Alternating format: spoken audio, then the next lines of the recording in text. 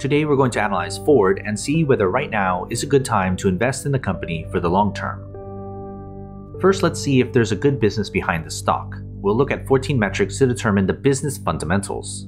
The first set of metrics deal with the company's financial health, with its projected earnings growth for the next 5 years, its profit margins, its effectiveness, which looks at the company's returns on equity, assets, and invested capital, and then the employee value, which looks how much value the average employee adds to the business. You can see the values for each of these metrics, as well as the point totals awarded in the bubbles.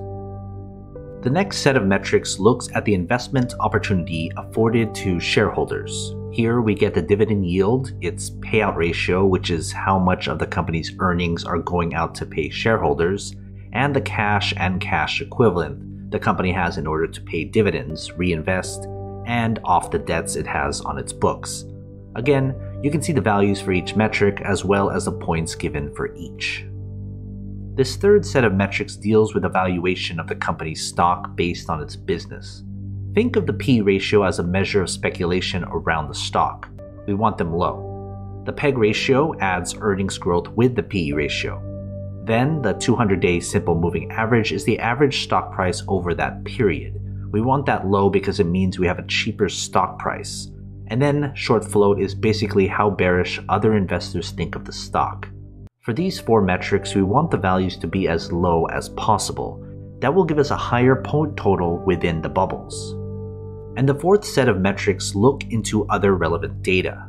First is the stock's performance over a set period of time. Usually it's 10 years, but if the stock doesn't go that far back, we go with the earliest data up to 10 years. The quick ratio is basically how easy it is for the business to pay off its short-term obligations. We want that high so that it's easy to get rid of those debts.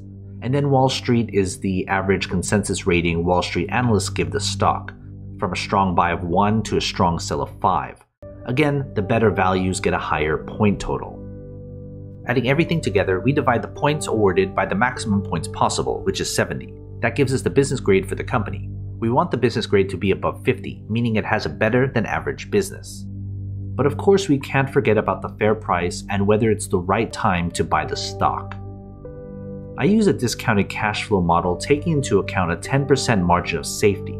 That translates into the company's fair price and how many percentage points above or below its current price the stock is. When we compare those numbers with the table below, we can see where the company's stock lies in its intrinsic value spectrum right now. Before we get to the final grade, join my Patreon and get access to every company I've analyzed so you can compare between all your favorite stocks. It's updated all the time. Go to patreon.com/growthshares or click on the link in the description. Finally, we can put everything together and get the company's final grade.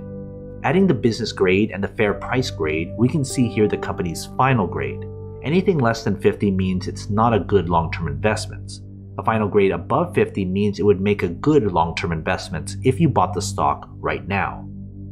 So what are your thoughts? Are you going to invest? If you do, invest wisely, and as always, take care of your money.